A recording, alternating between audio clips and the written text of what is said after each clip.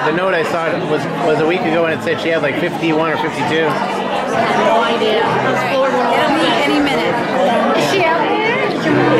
Yeah, he's wrestling. Go, good play. Pay attention! Here!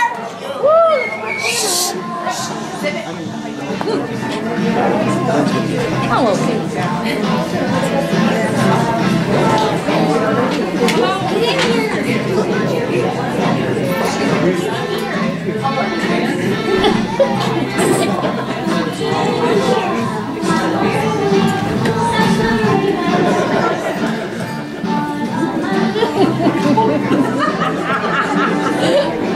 Let's go.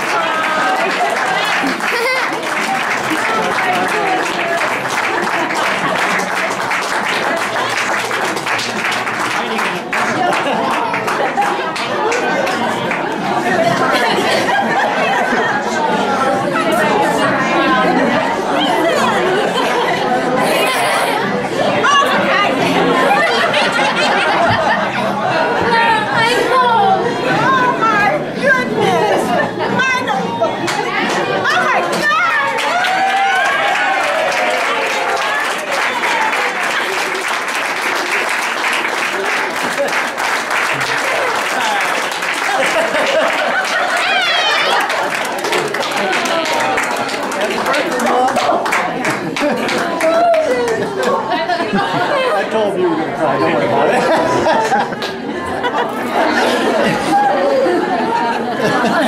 Is that dance? Lily? No. This is my grandma's chair. Just hold it for her for now. I wouldn't fit in dance. You would fit in dance. Lily's got it for you. Happy birthday, Mom. Oh, there we go. Happy birthday, Arlene!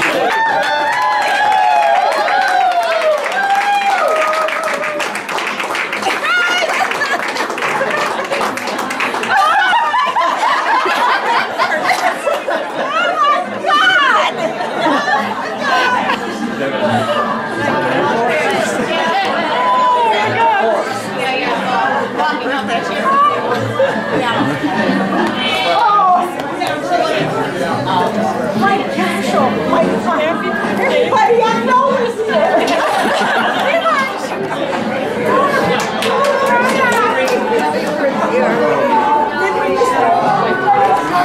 No.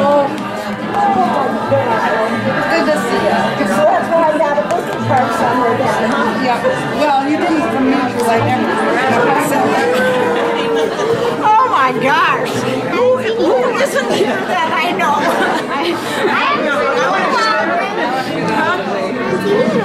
No, I haven't seen you since last Christmas. Oh my God, that's what kept you stressed. I didn't have it.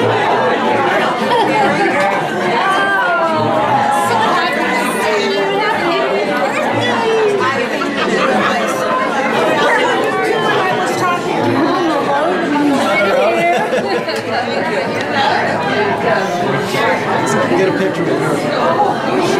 Nathan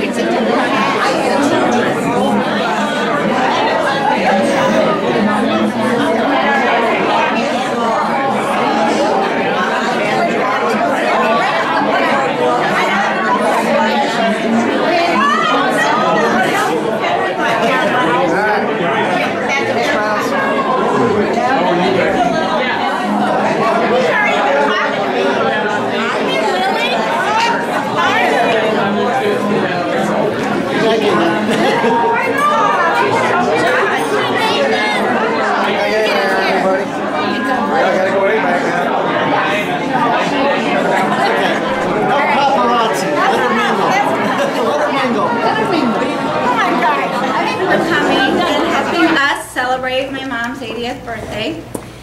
We're very happy to have her here. And I'm glad it worked out that it was still a surprise. I'm thankful that my aunts from Minnesota were able to come, my mom's sisters. I'm thankful for all of her friends and the family that were able to make the distance to come and join us today. I just wanted to tell you a little bit about the menu. The menu, obviously this is a 60s inspired party, because my mom told me not that long ago that the 60s was her favorite era. It was when my mom and dad were newly married. They were starting to raise their family. 50s and 60s, whatever. Get over it. Anyway, the kids didn't come along until the 60s. So anyway, so all the food is sort of inspired from that. You each have a menu on your table that has a list of everything that's being served tonight, the appetizers. All of this food were things that were more than likely served at the Klecker household at some function or another. And the placemats in front of you was, Mike helped me with those, found the images on the online to have like that Swanson TV dinner because those were so popular back in the 60s. I remember eating these things. So anyway, we'll probably serve dinner in, I don't know, maybe 15 or 20 minutes or so. But between now and then, enjoy, mingle, whatever, and thank you for coming.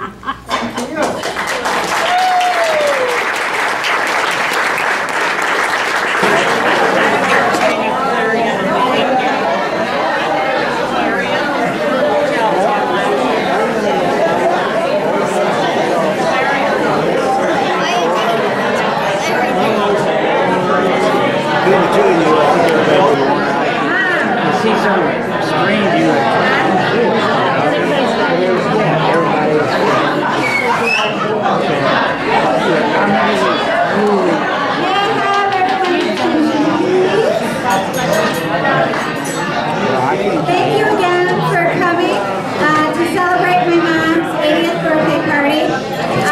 There's a few of us who would like to just say a few words.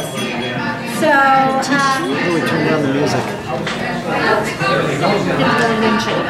Where's the music at? On the computer. All right, can everybody hear me? In the back, sort of? Yeah, we're going to shut it off.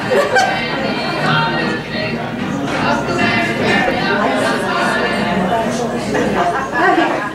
All right, can you guys hear me? Yeah? Okay? Sort of? All right. I just want to say that my mother is one of the hardest working and most giving individuals that I've ever met in my life.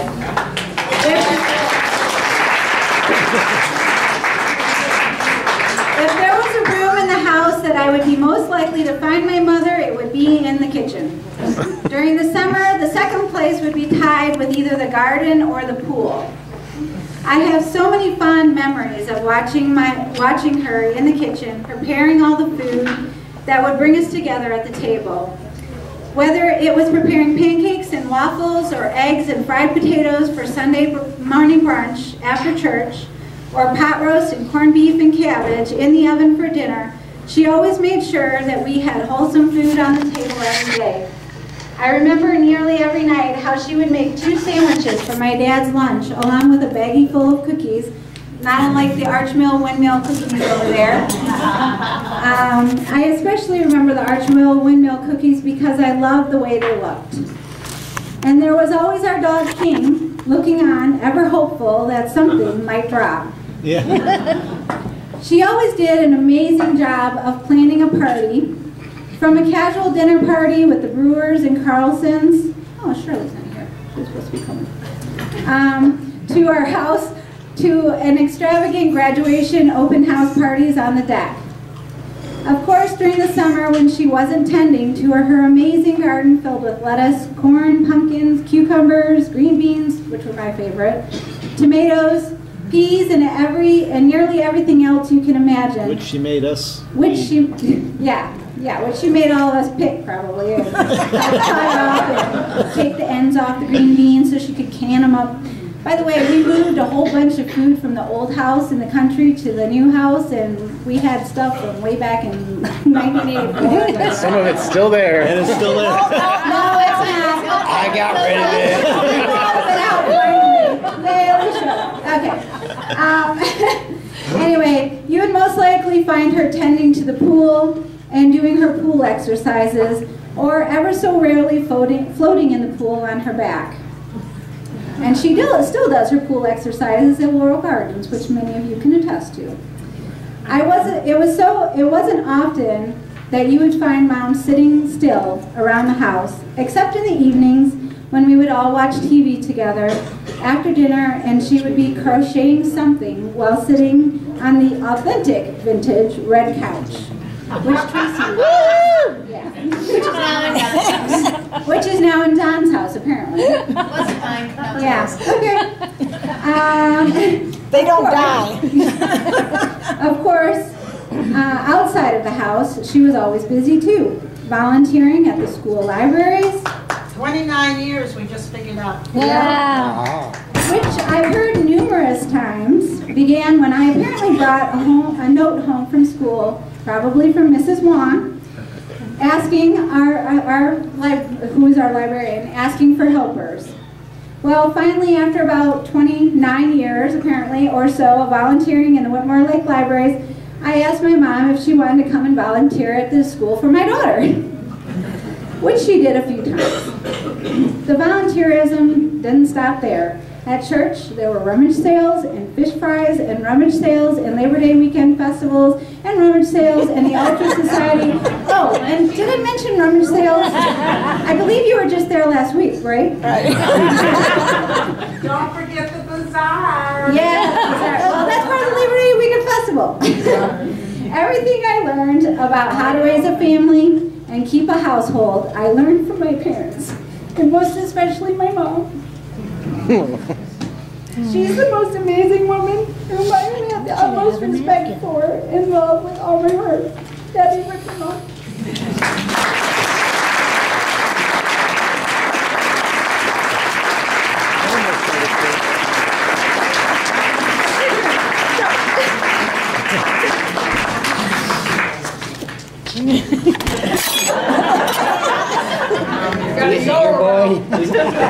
This is when we start the polka now, right?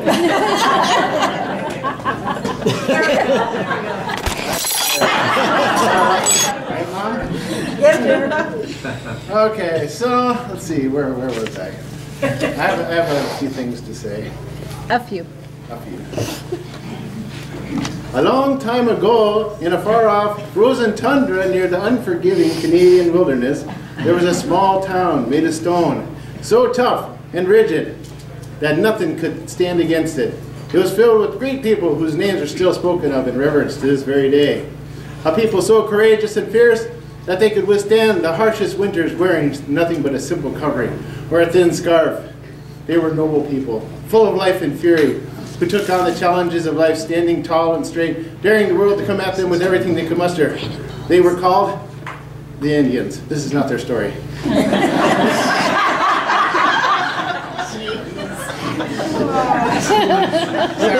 I thought you were going to say Minnesotans. No, this is a story of Ole and Lena, also known as Bill and Arlene, who had a small tribe of their own. A guy could spend a lot of time talking about things in Minnesota, farming, snow, eating a hot dish, having babies and the like. But that would take a fella a long time, and to get to the good stuff. So let's just cut to the chase and get to it. So there's this handsome guy named Ernie, not much of a Norwegian name if you ask me, but I don't mind to judge, and a beautiful young girl named Anne. A lot more normal name for a girl in those days. Ernie was a soldier type, Anne was the type that, well, let's just say they ended up having a whole mess of kids, and we'll leave it at that. This is a family get-together after all, and I don't want to offend any of you folks with sensitive ears with all the goings-on late at night in the Hanson house. But suffice it to say, they were good Catholics with all that fruitfulness and multiplying going on. There's 4 of them over here. There's 4 of them over here. The firstborn to Ernie and Ann was this rambunctious boy. He was named Ernie after his dad. And it's a good thing, too, that they had a boy right away, because otherwise poor Patty would have been running around with the name Ernestine. How embarrassing would that be? Anyhow, the second one of those kiddos that came along was this beautiful young girl named Arlene. She was so pretty, in fact, that the term "old for cute" got used so much that year in Granite that they got sick and tired of it and said, fine, let's just give her a cute baby present and give her a cute baby prize and get it over with. So she was the baby of the year in 1932. You remember that picture? Oh, yeah, I won a baby picture contest, yeah. Oh, that's right, yeah. I remember. Incidentally, I have a copy of her birth certificate. And being from Minnesota, it's not your typical birth certificate. It says, this enclosed birth certificate remains valid for the lifetime of the owner or until death, whichever comes first. You can't blame it on us if things don't go the way you like after you're born. We're only trying to do our job here, but it gets harder every day, what with the cutbacks and all we've suffered. Everybody has to take their knocks now and again. Nobody has a right to go around belly aching about stomach gas, bow aches, and cowlicks. We certify you were born of parents, more or less, at a specific time, in a specific place, in a specific county. All the rest is on your shoulders, chum. Welcome to the club. In her, shall we say, formative years, Arlene had a typical childhood for a childhood depression. If you count raising 6 bratty little sisters as normal. I didn't say that. Truth comes out. She'd get out once in a while, you know, head down to the ice cream car parlor for a cool treat. Funny thing was, she always had plenty of money from the nickels that her dad left laying around the construction sites. Didn't take her too long to figure out they weren't real. The ice cream man gave her what for and sent her home for some real money. It's a bit sketchy, the rest of her childhood, so I consulted with her sisters, and they said that she'd do some fun stuff, you know, like stuff Sue in the dryer and tell Charlotte to turn it on, and then she'd run. Or other fun stuff like... Charlotte did it to me. I'm going to get blamed for everything. The names were changed to protect the guilty. Protect the guilty. Then there's other stuff, heading down to the river beach, hitting on guys by the shelter. Oh, sorry, that was Rosemary. What? I get those two mixed up. Maybe it was Arlene, I don't know. That would explain why Grandma spent the next few years trying to get her into a convent. Didn't work though. She made the varsity cheer squad in Granite, and what the heck kind of a name is a kilowatt anyway? Ready kilowatt? The Ready Kilowatt. It's from Granite Falls. It's It's an electricity. electric symbol. Okay, and it took me a while, but I found it. I got an eyewitness account of the first time that Bill and Arlene met. So here's the scene then. Arlene's just finished up folding her laundry at the laundromat, and this funny-looking fellow with a crew cut comes along, and he drops his change all over the floor. No, I know this isn't real, but this is how people meet in Minnesota, though. I didn't meet it in Minnesota. I know that. All right, forget it. I'll skip that one. I told him that was a clap for the breath. Oh, well, I thought it was funny. All right. You skipped that one. So anyway, after a while, they started courting. I could go into some details that would make your toes curl, but there might have been some smooching and hand-holding going on, but frankly, it's none of your business. Well, there was that time they were driving on the road, and apparently they stayed in a hotel, and I guess they were sleeping on different levels of the sheets. What he said? Just saying. Just saying.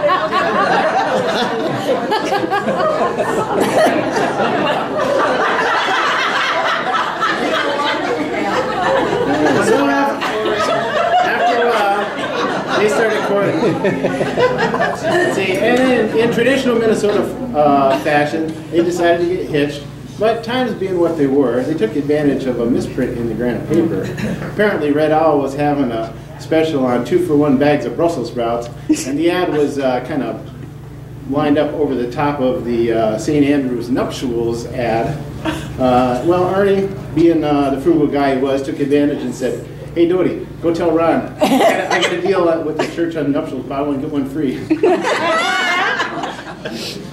The rest is history. Yeah. Explain that. They had a double marriage ceremony. Her and her sister, the next one down, Dodie. And you didn't know it. Now you found out it was because of a coupon.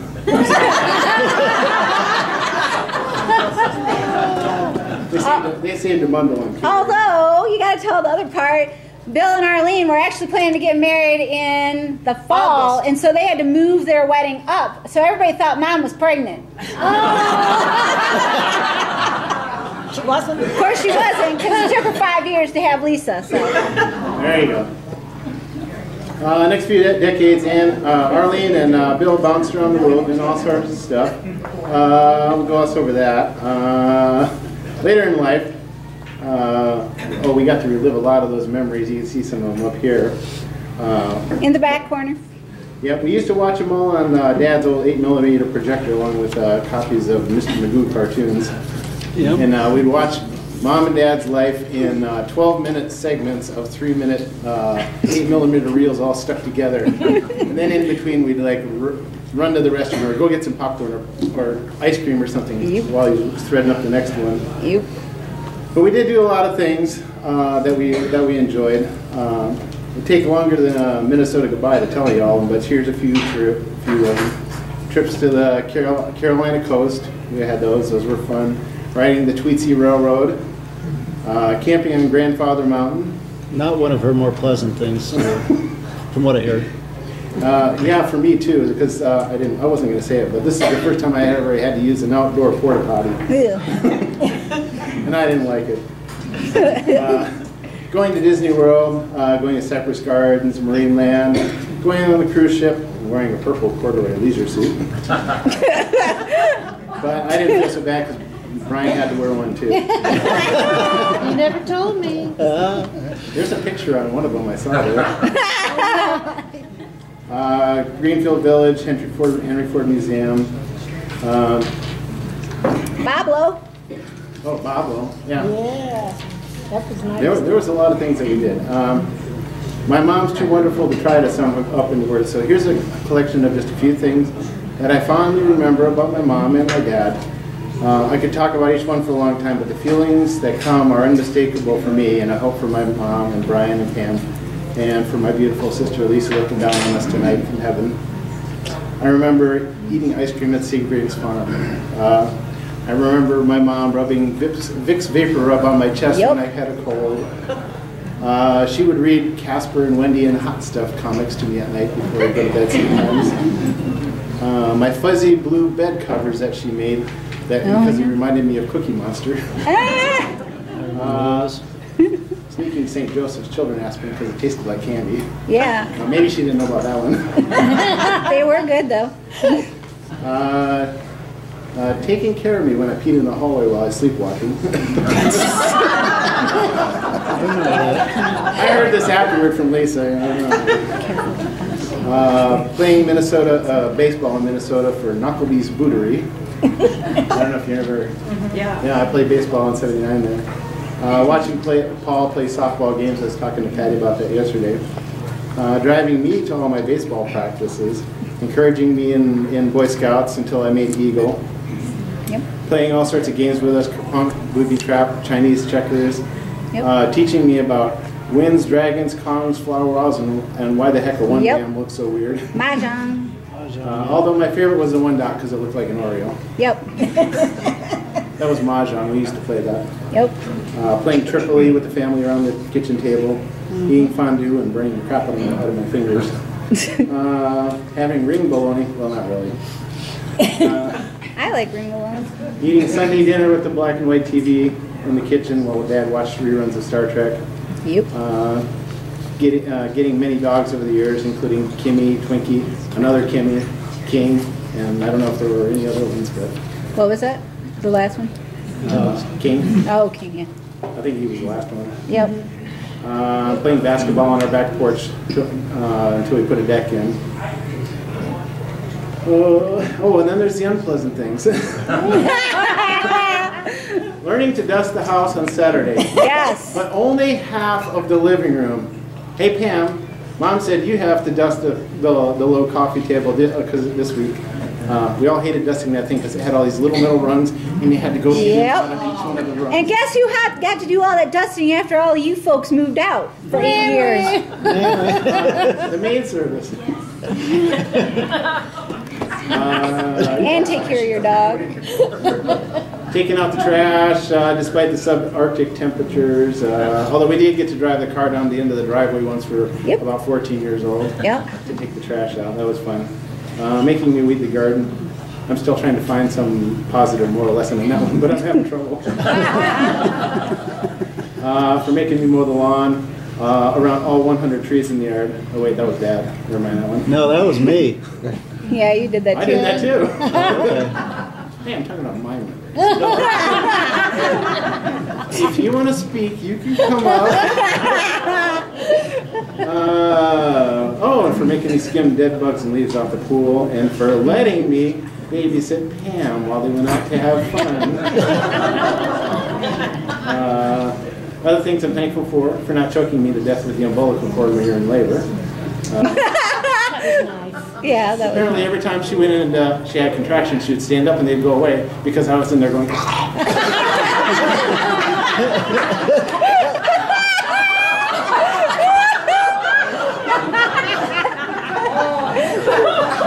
That explains a lot. Lack of oxygen. Now we know, Glenn. Actually, Mom, I'm proud of you. I haven't heard you once say, "Oh, for Pete's sake!" I never do. She's rethinking That's that them. umbilical cord thing, right? She's rethinking it. For letting me go on those long walks along the Minnesota River all by myself when I was 3. That was so sweet of me. Apparently on the clothesline. No. For helping me feel better on the cruise when I was feeling seasick and giving me a pill. Not that kind of pill. For helping me when I fell out of the tree.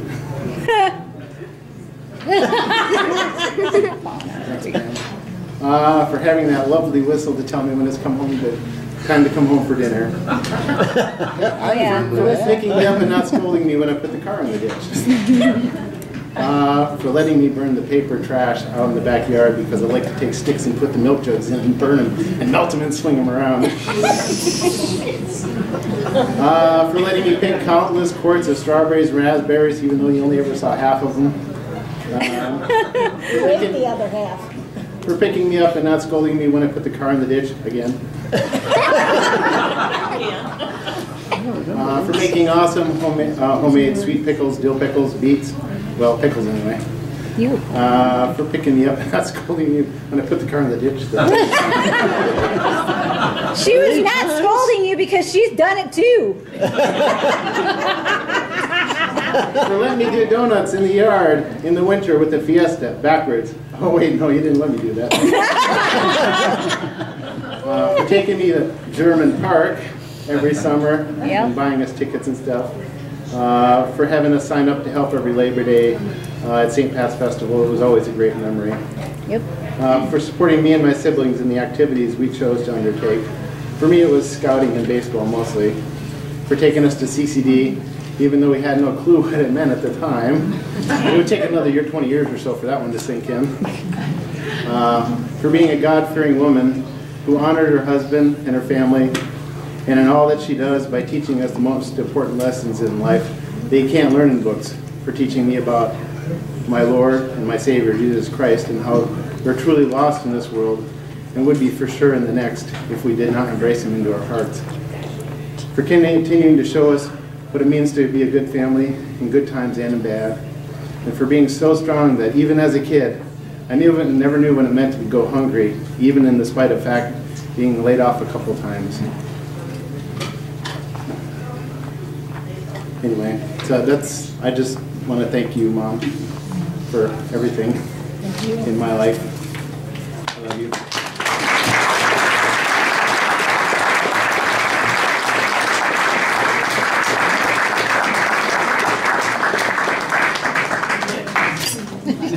You all know me a lot better than I ever thought you were going to know. All right, we have one more. One of Mom's sisters would like to come up and say a few words. This is my Aunt Shar from Minnesota. Minnesota. Yeah, you betcha. Obviously, Glenn didn't know that I was going to be here with two of my other sisters from Minnesota. He wouldn't have gone that far. Arlene is the second of 8. I'm next to the youngest. And she's 18 years older than me, so she truly was, graduated and gone by the time that I came to have a realization of who she was. So my first and most graphic memory of her is when she and Dodie were getting ready for their double wedding, which was in April, if I remember right. And I was 4 years old, and I was the flower girl. And Arlene was in charge of getting, or wanted to be in charge, or took the reins, or whatever you want to say, of my flower girl dress. And it was the first time that I remember being in Minneapolis. She took me to downtown Minneapolis. I don't know if it was Donaldson's, Dayton's, who cares? But I was intimidated by the way that Arlene took the reins. She knew what she wanted, and she did it. I'm 4 years old, and I'm just in awe of her. So I'm intimidated, and I'm in awe of her. And I'm downtown Minneapolis, and I'm looking up. I live in Granite Falls, Minnesota, which is 150 miles from downtown Minneapolis, and it's a farming community. So I'm looking up at this building, and then she puts me into this square box, and then some doors close. And then it moves. I about passed out. And then she put me in this great big, huge, beautiful, absolutely beautiful white dress with this cute little hat. And I got to preen around at her wedding, and we were at the reception afterwards. My sister Dodie and her husband Ronnie were beautiful, all dressed up, long white dresses. Here's Arlene and her husband Bill over here. Beautiful, dressed up, long white dress, and here I am next to Richard West, who was my guy, right? Well, here Ronnie and Dodie go off to their honeymoon. Arlene and Bill go off. Where am I going? I asked Mom, when do I get to go with Richard to my honeymoon? And 4 years old, I didn't know what the heck. So that was my first remembrance of Arlene. I was intimidated and awe-inspired by her. She knew what she wanted, where she wanted to go, where she came from, and where she truly, for her life, wanted to go. So 18 years and the distance that we had, we didn't really grow up together. Every time she came home, we all just looked at her until we quit talking. So she's always been kind of that older stability influence in our life. We all came later. One of the things I'd like to tell you is, there's 8 of us. There's 1 boy and 7 girls. And it seems to me that I'm the one that does the talking for most of us, other than Arlene. And it kind of does my heart good to be here tonight for several reasons. 1, she's 80 years old, and I can help her celebrate. 2, we just did a bandwagon here, the 4 of us, and it's good to have 5 of 8 together at this stage of our life. And 3, my oldest brother passed away 14 years ago, and I said part of his eulogy. Our 3rd sibling passed away last year, And I said part of her eulogy. So, number 3, it does my heart good that I'm standing here looking at my sister and talking to her and wishing her a happy 80th birthday.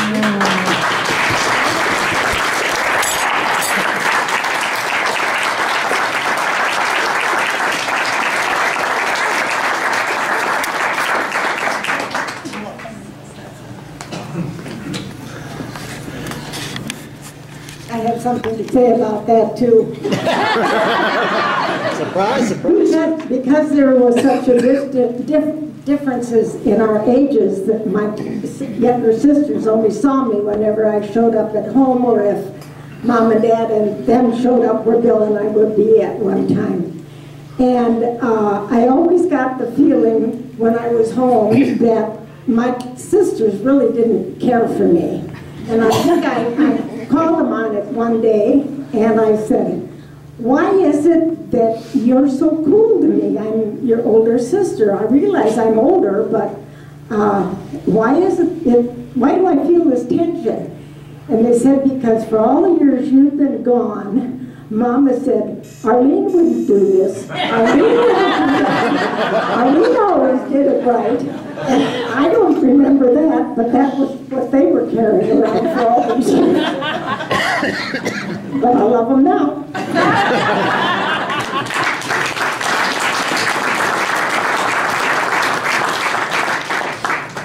Well, that's it for the talking. So we're gonna cut the cake pretty soon, and you guys can enjoy some cake. And please stay as long as you would like and visit and enjoy.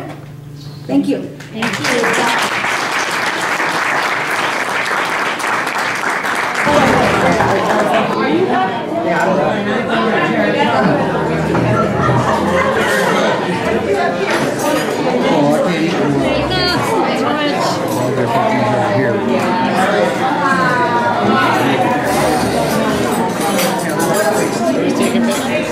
Get right up to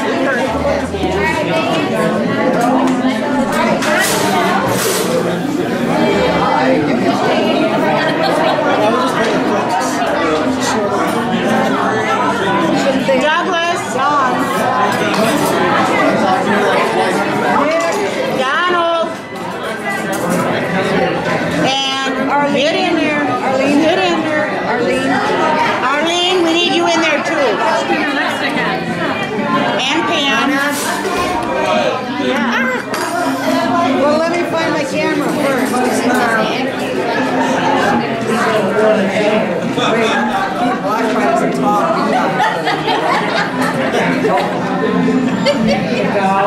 Oh wait, hold on, wait.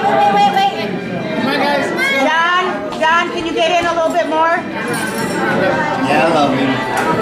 And Alicia's husband, a little more. Good. And Mike, go like this a little bit. There you go. Alrighty. 1, 2, 14. One more. One more.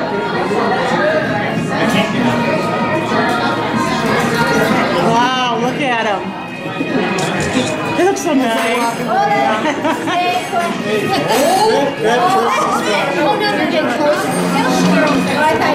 This one? Yeah, we'll let her do that. Ready?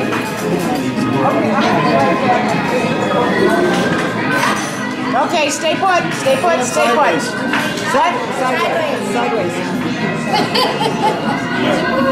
That way we fit Don in there too. It's really funny. Smile. Alrighty, ready. 1, 2, 3. One more. Okie doke.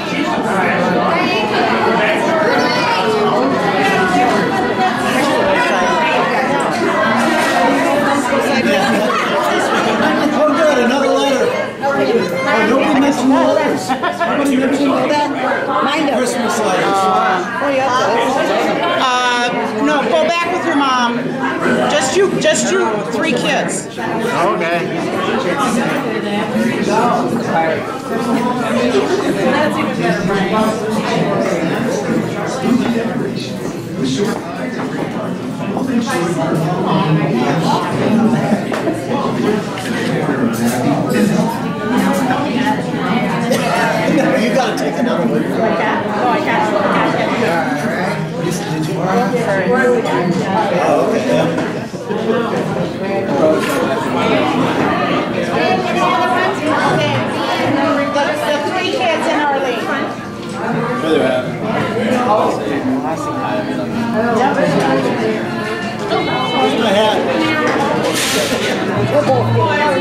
with this kid.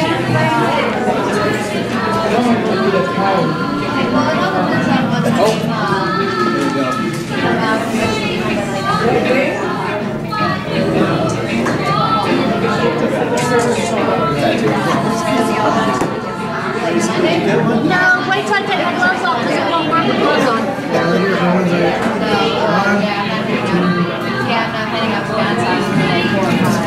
Got it. Paparazzi is just tremendous. We should get one of Arlene and all her sisters. Yeah, where are they? Yeah, where's all the sisters? Where's the